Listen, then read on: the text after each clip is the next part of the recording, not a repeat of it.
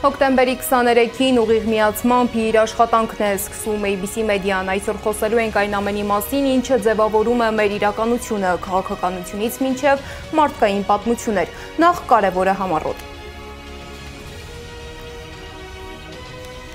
Բացահայտում ով է Երևանում հայ-ադրբեջանական քննարկմանը մասնակցած Լաչինի միջանցքն արգելափակած իբր էկոակտիվիստ է։ Երևանի մետրոյում կոլապս է, գնացքները 15 րոպե ուշացել են։ Հայաստանից արտահանումն աճել է 13,8%-ով, Նիկոլ Փաշինյանը գոհ է ցուցանիշներից։ Կրակոցներ հիվանդանոցում կանխել են կանոնավորի փախուստի փորձը։ Եվ վերջում Ֆրանսիան նախապատրաստվում է Ռուսաստանի հետ հնարավոր պատերազմին, իսկ Թրամփը Պուտինի հետ հանդիպումը անտեղի է համարում։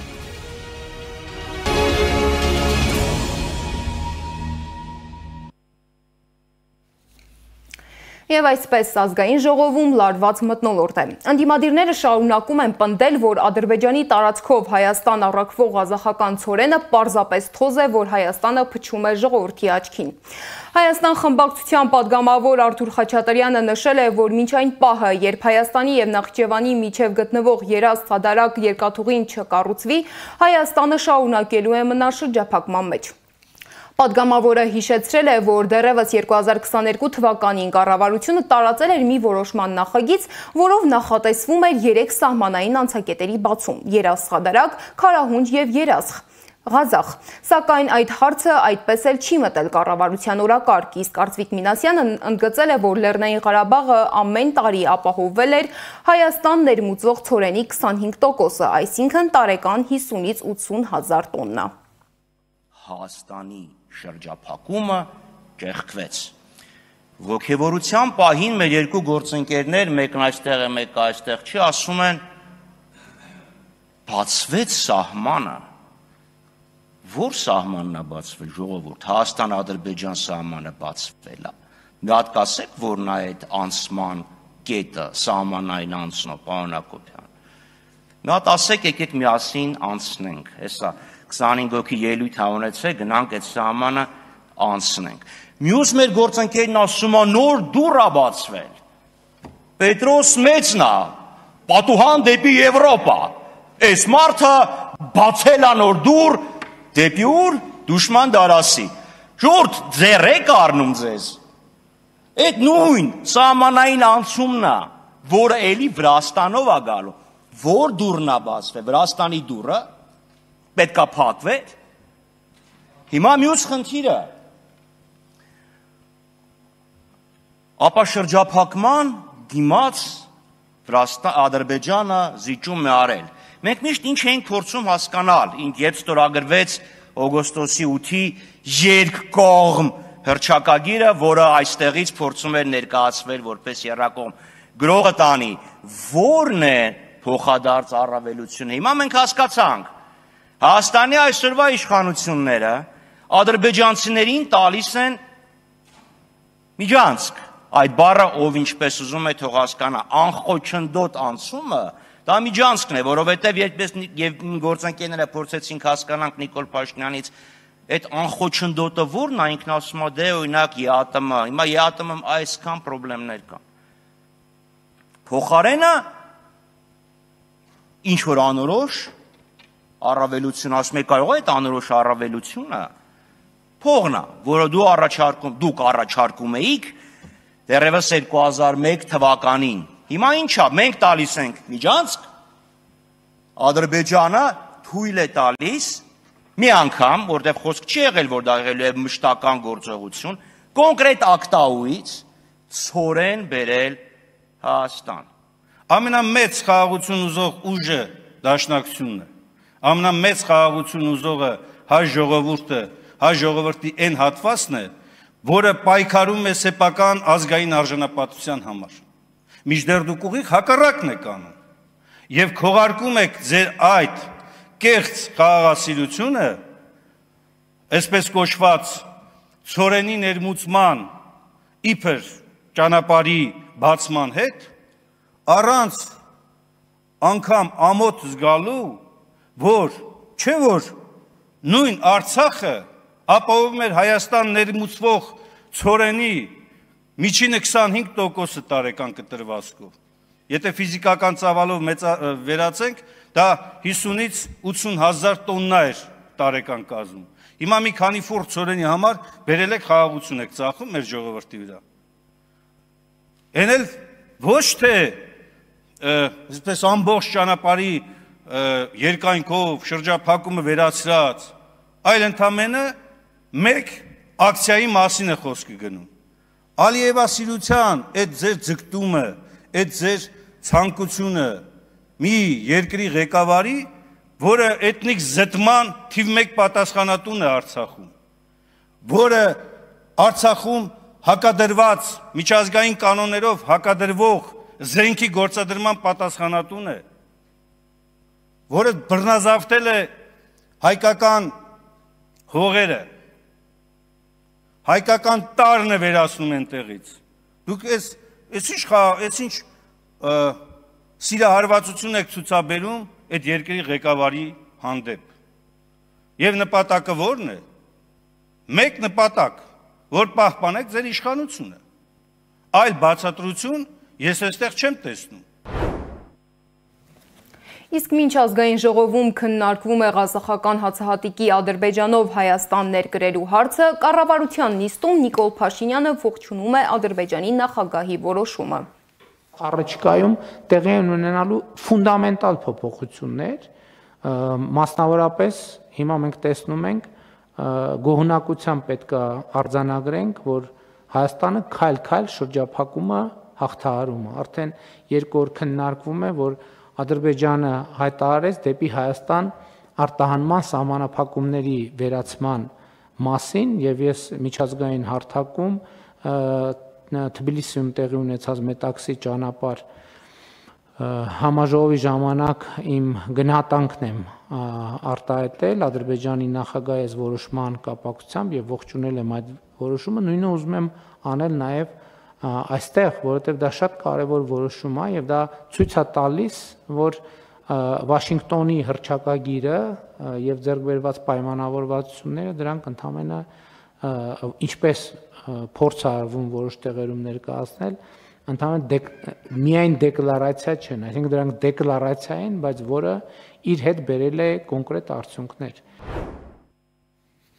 Փաշինյանը նաև նկատել է, որ Հայաստանում մարդիկ հաճախ ուշադրություն են դարձնում միայն այն դեպքերին, երբ որևէ գյուղում կրակոցի ձայն է լսվում։ Այդ նույն օրը սոցիալական ցանցերում սկսվում են բուռն քննարկումներ, բայց երբ գյուղում երկար ժամանակ կրակոցներ չեն լինում, մարդիկ գրեթե ոչինչ չեն ասում։ Նիկոլ Փաշինյանը տնտեսական թեմաներից էլ է խոսել, բայց դրանք անդրադառնանք ավելի ուշ։ Երբ որ մեր որևէ գյուղում կրակոցի ձայն է լսվում, հաջորդ օրը ամբողջ սոցիալական ցանցերում բուռն քննարկում է, չէ՞ թեման։ Բայց որ մեր գյուղում արդեն որևէ գյուղում երկար ժամանակ կրակոցի ձայն չի լսվում, դա բնականաբար ոչ մեկ չի քննարկվում, ոչ մեկ ամեն օր չի վերկենում, ասում վայ, այսօր էլ մեր գյուղում կրակոցի ձայն չլսվեց, այսօր էլ չլսվեց, այսօր էլ չլսվեց, բայց մենք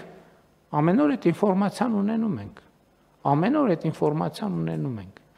Եվ սա շատ կարևոր է, այսինքն մենք այս պարամետրերը պետք է տեսնենք, կշռենք, որպեսզի նաև մենք դինամիկան տեսնենք, մենք ուր ենք գնում, մենք շարժվում ենք, թե չենք շարժվում։ Ես երեք ազգային ժողովում էլ ասացի։ Մարդիկ կան խոսում են, ասում են Հայաստանը կործանվում է, այս ալնում, այն ալնում։ Այդ մարդիկ ուղղակի չգիտեն Հայաստանը, մարդիկ կան եւ իրոք իմ ասածի մեջ քաղաքական քննադատություն չի այնքան, ինչքան իրադրությունը հասկանալու փորձ։ Իսկ երեք անվտանգության խորհրդի քարտուղարի հետ հանդիպած ադրբեջանցի փորձագետներից մեկը 9 ամիս Արցախի շրջափակմանը մասնակցած իբր էկոակտիվիստն է, Woman Dilara Efendiyeva։ Նա փաստերի ստուգման հարթակի ուշադրության կենտրոնում է հայտնվել դեռ 2022 թվականի դեկտեմբերին, երբ ադրբեջանցիները փակել էին Բերձորի միջանցքը։ Նախ լսենք ինչ էր ասում Էֆենդիևան հենց Բերձորի միջանցքում, ապա տեսնենք երեք ինչ է քննարկել։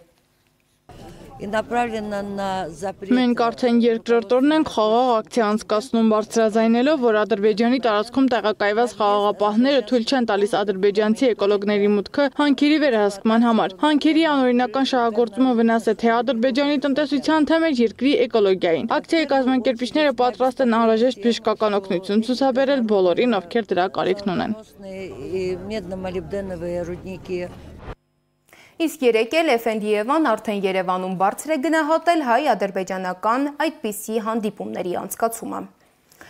Հայ-ադրբեջանական շփումները շարունակվում են նաև մեր երկրից դուրս։ Ժնևում Ալեն Սիմոնյանն էլ հանդիպել է ադրբեջանցի գործընկերոջ հետ։ Նրանք ջերմ զրուցել են։ Պողպատե մանդատը հասել է փաստաբանական համայնքին։ Ժամեր առաջ Իրաքի առաջին ատյանի ընդհանուր իրավասության դատարանը 2 ամսով կալանավորել է Մերձևով ժողովրդական շարժման անդամ փաստաբան Ռուբեն Մխիթարյանին։ Մխիթարյանին մեղադրում են զանգվածային անկարգություններին մասնակցելու եւ նախնական համաձայնությամբ արդարադատության իրականացման կամ գործի քննությանը միջամտելու համար։ Մերձևով շարժումը ձերբակալությունն ու մեղադրանքը որակում է ապօրինի։ Փաստաբանների պալատը դատապարտում է փաստաբանի նկատմամբ իրավապահների հետապնդումը։ Հարցը քննարկել է փաստաբանների իրավունքների պաշտպանության հանձնաժողովը։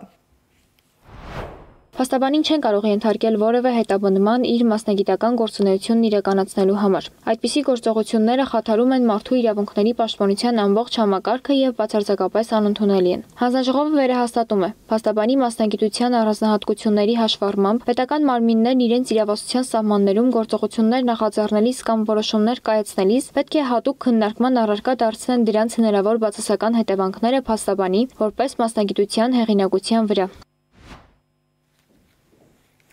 Իսկ Գյումրիում վիճակը չի հանդարտվում, ձերբակալությունների ալիքն էլ չի հեռանում Ղուկասյանների ընտանիքից։ Գյումրիում զանգվածային անկարգությունների գործի համար դատարանը կալանավորել է Գյումրու ավականու անդամ քաղաքապետ Վարդան Ղուկասյանի եղբոր թոռանը Գևորգ Ղուկասյանին։ Վերջին օրերի ամենաշատ քննարկվող թեման Արագածոտնի թեմի շուրջ բարձրացած աղմուկն է։ Իսկ այսօր ունենք հետևյալ պատկերը։ Թեմի առաջնորդին կալանավորել են, իսկ հոգևորականներին, որի հարցազրույցն էլ դարձել է տեղի ունեցողի ամբողջ հիմքը, կարգալույծ են արել։ Սակայն նախկին հոգևորականը չի ընդունում եկեղեցու որոշումը։ Ստեփան Ասատրյանը Մայրաթոր Սուրբ Էջմիածնի դիվանապետ Արշակ arczepiskopos Խաչատրյանի նամակին պատասխանել է նամակով մակագրելով որպես Տեր Արամ Քահանա Ասատրյան։ Գերաշնորհ Սրբազան հայր, դուք եւս անդամ եք շնորհների բաշխման եւ կարգապահական հարցերի հանձնախմբի։ Ուստի ակնկալում եմ տրամադրել ինձ, թե ինչ ընթացակարգով եւ կանոնակարգով են տեղի ունեցել հանձնախմբի նիստերը եւ հայ առաքելական Սուրբ եկեղեցու որ կանոնն եմ շրջանցել։ Ինչպես է հայրապետական տնօրինությունը նշում, իմ երիցս չներկայանալու փաստը այն դեպքում, երբ ես գրություններով երիցս պատրաստակամություն եմ հայտնել հանդիպելու հանձնախմբին, նպատակը ճշտելու պարագայում։ Այս կիրակի առաջին անգամ կարգալույծ քահանան պատրաստվում է պատարակ մատուցել հայ առաքելական եկեղեցում։ Փաշինյանն էլ հայտարարում է, որ մասնակցելու է։ Կիրակի Հովանավանքում Փաշինյանի հայտարարած ու նաև հովանավորած արարքները հանցագործություն են, որոնք պատժելի են քրեական օրենսգրքով հայտարարել է Արման Թաթոյանը։ Հանրային գործիչները պնդում են, որ այս կիրակի վճռորոշ է լինելու։ Ինչու Սեդա Մակարյանն է ներկայացնում։ Պատմության մեջ առաջին անգամ կարգալույծ քահանան պատրաստվում է պատարակ մատուցել հայ առաքելական եկեղեցում։ Արդեն նախկին քահանա Ստեփան Ասատրյանի այս քայլը արժանացել է Նիկոլ Փաշինյանի հավանությանը։ Նա հայտարարել է, որ կիրակի կայցելի Հովանավանք։ Առաջիկա կիրակի օրը հոկտեմբերի 26-ին Հովանավանքում մասնակցելու եմ Տեր Արամ Քահանա Ասատրյանի կողմից մատուցվող Սուրբ եւ անմահ պատարակին։ Մայրաթորը հոկտեմբերի 21-ին հայտարարեց Տեր Արամ Քահանա Ասատրյանի կարգալույծանելու մասին, շեշտելով, որ նա այսուհետ համարվելու է աշխարհական Ստեփան Ասատրյան անունով։ Ըստ հայտարարության Ասատրյանը կարգալույծ է արվել եկեղեցական կանոնադրությունը խախտելու, եկեղեցին հանրային խոսքով վարկաբեկելու եւ պատարակների բովանդակությունը խեղելու համար։ Ես գնալու եմ առաջ, իմ ժողովուրդս էլ իմ հետ է,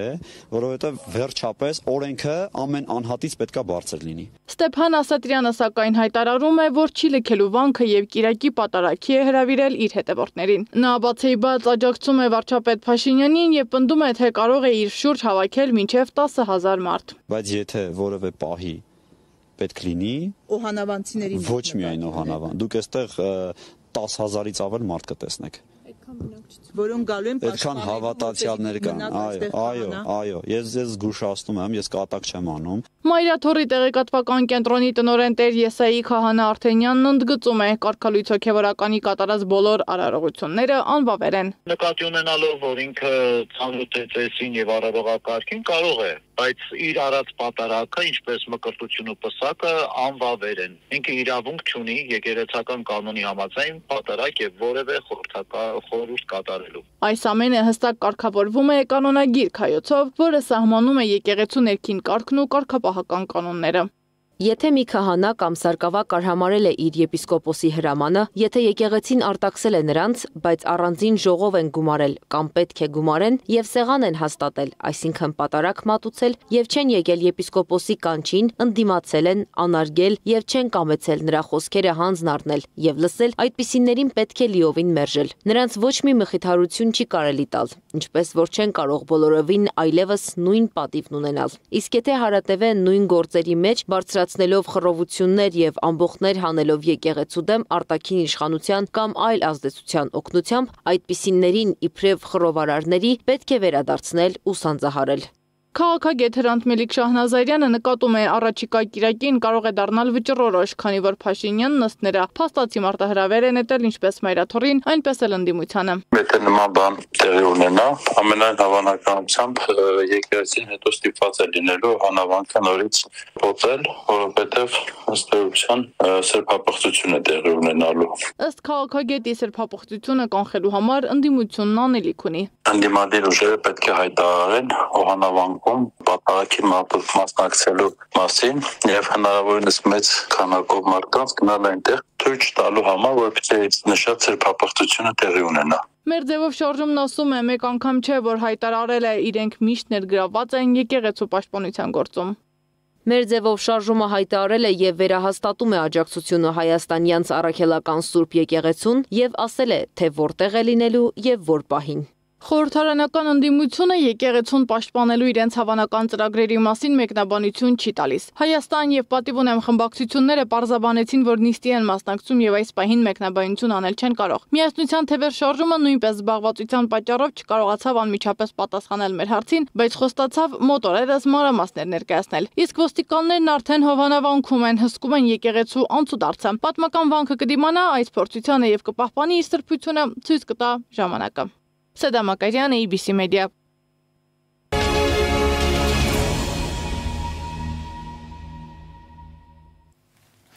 Եվ ինչպես խոստացել էի, տնտեսական թեմաներին անդրադառնանք։ Պարզվում է Հայաստանից արտահանումն աճել է 13.8%-ով, Փաշինյանը գոհ է ցուցանիշներից, նա տեղեկություններ է հայտնել նաև կոնկրետ մթերքների մասին։ Փաշինյանին հատկապես ուրախացրել է տանձի արտահանման թիվը, քանի որ Հայաստանը սովորաբար այս միտքը ներկրում էր։ Անդրադառնալով խաղողի մթերումներին, Փաշինյանը էկոնոմիկայի նախարարին հարցրել է, թե որքան խաղող է այս պահին մթերվել։ Խաղողի մթերումը կարող ենք ասել, որ ըստ էության տեխնիկական ամբողջ սորտերը մթերված են, ավարտված են եւ այս պայմանությամբ օպերատիվ տվյալներով, որոնք որ մենք ստանում ենք, իհարկե դեռ կամփոփենք, կարող է որոշակի ճշգրտում լինի մի փոքր 211,000 տոննա մթերվել է, ամբողջ անցած տարի մթերման ծավալը եղել է 164,200 տոննա։ Այստեղ ինչն է մնացել, մի փոքր արենի սորտի խաղող է մնացել եւ այս օրերին մթերումը տեղի է ունենում եւ վերջին օրերին այսպես ասած խաղողի սեղանի սորտեր կան, որոնք որ երևի թե ոչ շուկայահանման համար պատշաճ տեսքի չեն կամ որակի չեն եւ գյուղատնտեսները, ֆերմերները դրանք եւս մթերում են եւ մեր մթերողները մեծ պատրաստակամությամբ դա են մթերում, դա է պայմանավորված, որ մեր հաշվարկներից ավել է մթերում տեղի ունենում, այսինքն բերում են այնայև այս վերջին մնացորդները, բայց պետք է նշել, որ մինչև հիմա մթերումը պատշաճ գնացել է, հիմնականում արդեն ավարտել են, մնացել է 2-3 մթերող, առաջիկա 1-2 օրերին ամբողջությամբ կավարտենք եւ արդեն process-ը կվերջացնենք։ Եվ 213,000 տոննա խաղ է մթերվել, ճիշտ է։ 211 այս պահին եւ մեր կարծիքով դա 99% մոտավորապես կարող ենք ասել մթերել ենք, մաքսիմում կարող է մի 1000-ից 2000 տոննա մնացած լինի, այն էլ իմ ասած դեպքն է, այսինքն ինքը արենի է կամ խաղողի ուրեմն սեղանի սորտեր, որոնք որ բերվում են։ Շատ լավ, հարգելի գործընկերներ, կարծում եմ, որ այստեղ մենք պետք է նաև վաղուց հասունացել է ժամանակը, որ մենք արձանագրենք, որ խաղողի ոլորտում մենք ուզենք չուզենք խորքային փոփոխություններ են տեղի ունենում։ Մենք չենք կարող այդ փոփոխությունները կասեցնել, կանգնեցնել, բայց մենք պետք է ամեն ինչ անենք, որ մեր տնտեսությունը, գյուղատնտեսությունը ադապտացվի այդ փոփոխություններին։ Այդ փոփոխություններից մի մասը կապված է էլի կոնյակ եւ ոչ կոնյակ այդ խնդրի հետ։ Ես էլի ուզում եմ, էլի զգում եմ, որ այն որ ես ասում եմ, որ Հայաստանում չի կարող կոնյակ արտադրվի, դա հիմք է տալիս ինձ մեղադրելու հերթական անգամ մեր ազգային արմատներից կտրվելու։ Մյուս կողմից շուկայում նկատելի է ապրանքների կտրուկ թանկացում։ Թանկացել է հատկապես կաթնամթերքը։ Օրինակ, պանիր ու կաթ գնելը դարձել է շքեղություն։ Եթե նախկինում թթվասերը կարելի էր գնել 670 դրամով, հիմա արդեն հասել է 720 դրամի։ Եվ ոչ միայն թթվասերը, մածունը, կաթնաշորը, կաթն ու մյուս կաթնամթերքները նույնպես թանկացել են։ Որոշ խանութներում սպառողները նկատել են մինչև 100 դրամի աճ։ Ավելի պատկերավոր հասկանալու համար եկեք դիտենք տեսանյութը։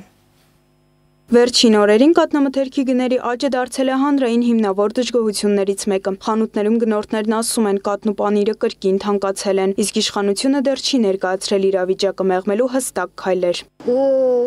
Անեն ցենանում ծված մեռում ենք։ Ուրիշը դե գախնի բան չկա։ Մածունը 700 քանի դրամ։ Կաթնամթերքը աշունա հնարավորություն չկա, անասունա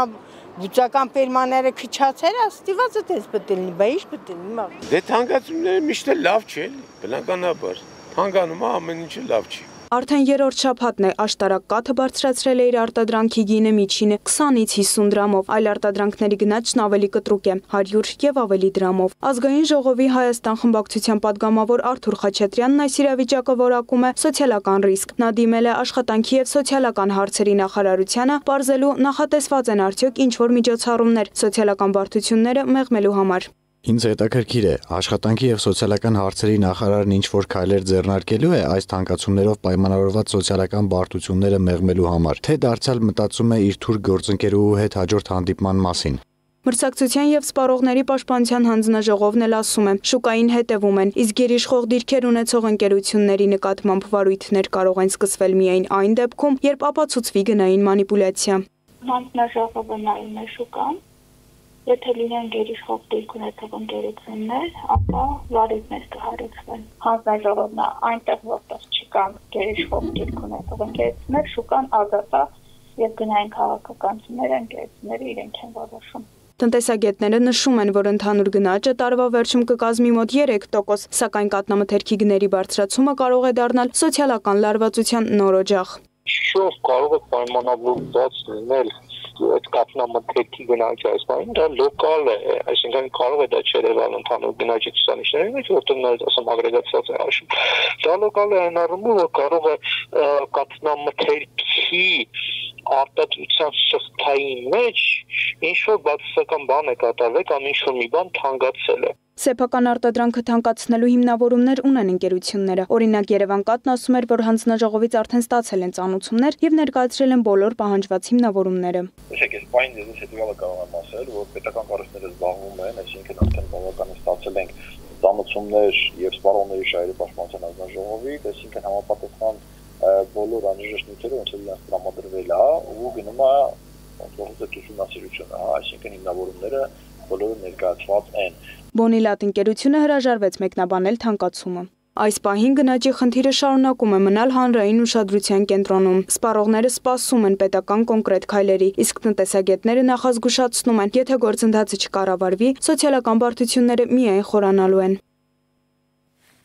Իսկ Երևանի մետրոյի կայարաններում առավոտյան վիճակը լարված էր։ Գնացքները չէին շարժվում, մարդիկ այդ մասին իմանում էին ներքևում, երբ արդեն վճարել էին իջել մետրո։ Միայն 15 րոպե սպասելուց հետո մետրոյի բարեկամության կայարանում հավաքված մարդիկ կարողացան նստել գնացք։ Աշխատակիցների խոսքով պատճառը տեխնիկական խնդիրներ։ Խնդիր է եղել Երևանի մետրոպոլիտենում, կապված շարժակազմերից մեկի գնացքի հետ, տեխնիկական խնդիր է եղել, տևել ամատորապես 15 րոպե, 40 րոպեն շատ չափազանցված է։ Մեր աշխատակիցները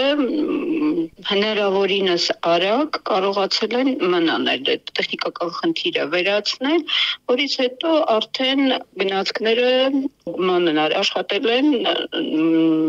սահմանված գրաֆիկով, տվյալ ժամանակահատվածի համար։ Գնալի է, շտապում են քաղաքացիները, բան չունեմ ասելու։ Իսկ խնդիրը ինչպես է կարգավորվել, նորից կրկնվելու հավանականությունը որքանով է մեծ։ Չէ, չեմ կարծում նորից, չասեմ բացառվում, որտեղ չեն կարող ասել, տեխնիկական խնդիր է, դա այնպես չի, բայց առաջին անգամ նման բան լինում, բայց համենայն դեպս տեխնիկա է, ոչ ոք չի կարող ոչինչ ասել, իսկ ընդհանրապես երբեմն լինում է, հոսանքի տատանման ժամանակ է լինում, որ գնացքը կանգ առնում, բայց այս ժամանակ տեխնիկական խնդիր է առաջացել, ինչը շատ արագ կարգավորվել է։ Քաղաքապետ Տիգրան Ավինյանը տեղյակ է խնդրից, լսենք, թե ինչ է մեկնաբանել նա։ Գնացքներից մեկը արգելակման համակարգի հետ կապված որոշակի խնդիր է արձանագրել եւ այդ գնացքի դանդաղեցման պատճառով 14 րոպե, եթե չեմ սխալվում, ունեցել ենք խնդիր մետրոպոլիտենում, բայց արդեն իսկ գնացքը վերանորոգման է եւ խնդիրը լուծված է։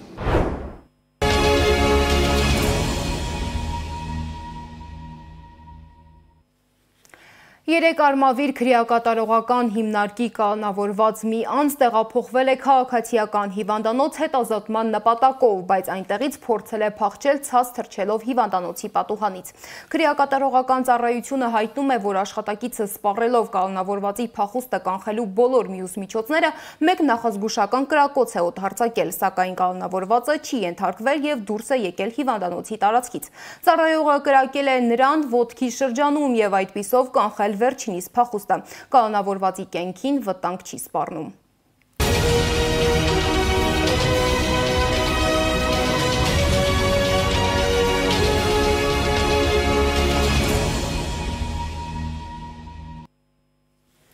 Այժմ էլ միջազգային լրահոսի մասին։ Ֆրանսիայի պաշտպանության նախարարության ղեկավար գեներալ Ֆաբիեն Մանդոնը նախազգուշացրել է առաջիկա 3-4 տարվա ընթացքում ֆրանսիական բանակը պետք է պատրաստ լինի Ռուսաստանի հետ հնարավոր բախման։ Նրա խոսքով այդ բախումը կարող է դառնալ իրական փորձություն ֆրանսիացի զինվորականների համար։ Գեներալը չի բացառում, որ խոսքը կարող է լինել ոչ միայն հիբրիդային պատերազմի մասին, որը ըստ նրա Ֆրանսիան արդեն ապրում է, այլ նաև ավելի լուրջ ռազմական առճակատման։ Գեներալը պնդել է, որ Ռուսաստանը մի երկիր է, որը կարող է գայթակղվել եւ շարունակել պատերազմը մայրցամաքում։ Մանդոնը իրավիճակի լուծումը տեսնում է ռազմական բյուջեի մեծացումով։